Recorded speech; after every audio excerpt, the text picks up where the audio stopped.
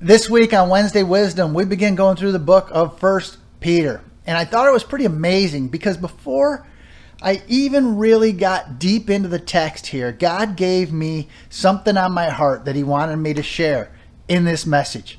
And that's the fact that he often uses ordinary people for extraordinary things. And First Peter is a perfect case of that.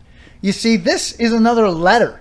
Just like Paul's letter to Timothy, Peter here is writing to his friends to encourage them in their walk with Christ.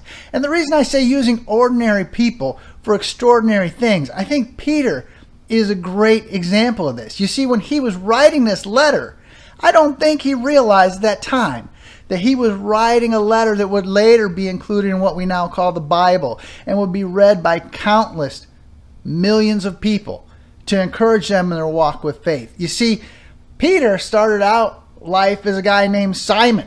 He was a fisherman. He wasn't a great author. He wasn't a great thinker or anything like that.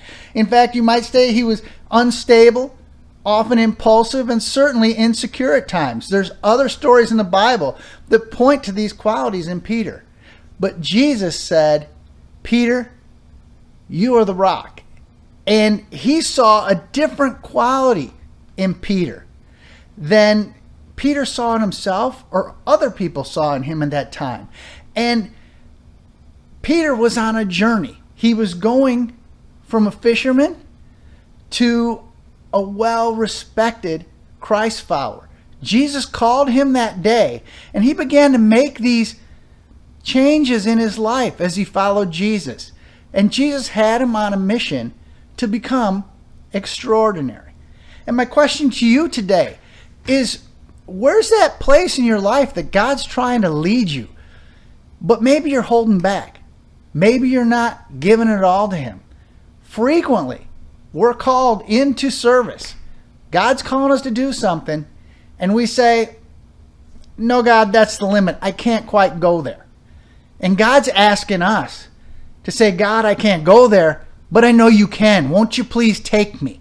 And I know for my life, that has been a tremendous life changer. He's constantly calling me into my fears, out of my comfort zone. But the more I say, "Yes, God, I'll follow where you lead," the more experiences he gives me that deepen my faith, deepen my trust in him.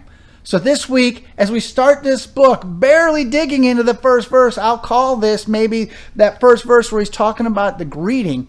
My question to you is, where is God calling you to be extraordinary, to make that masterpiece in your life? Going back to what Jason talked about, maybe 10 years from now, how will your life be different through that obedience to Christ? We look forward to talking to you again next week. Have a great week.